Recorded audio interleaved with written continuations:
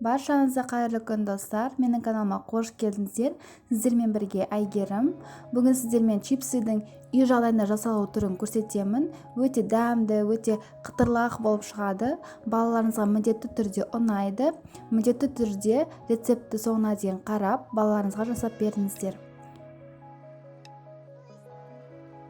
Бізге тек қана картоп керек болады. Енді біз үккіштің арнайы осындай картоп өткізуге арналған түрін таңдап, картоптардың бәрін осы жұқа қылып өткізіп аламыз. Міндетті түрде жұқа болғаны дұрыс, сонда сіздің чипсыларыңыз қытырлақ болып шығады.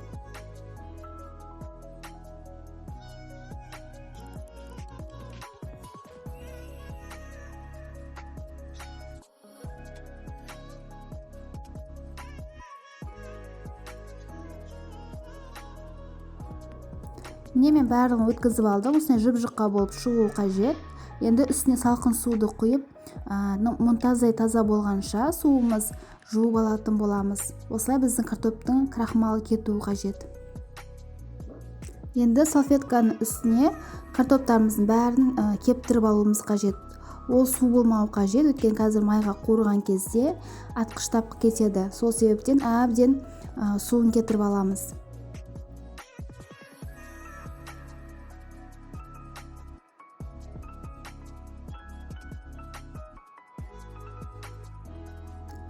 Енді қызып тұрған майымызға осылай екі жағынан қуырып алатын боламыз.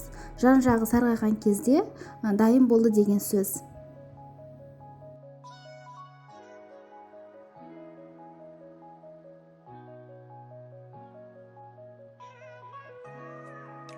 Міне біздің чипсымыз дайын болды. Енді үстіне дәміне қарай тұз қосасыздар.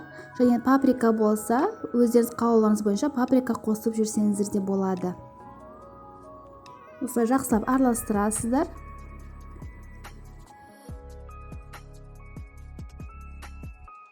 Міне біздің чипсымыз дайын болды. Өте қытырлақ, өте дәмді болып шығады. Міндетті түрде дайындап көріңіздер. Балаларыңыз сүйсініп жейді. Және видео ұнаған болса, менің каналыма тіркеліп, комментарий қалдырып кетіңіздер. Сіздермен болған Айгерім.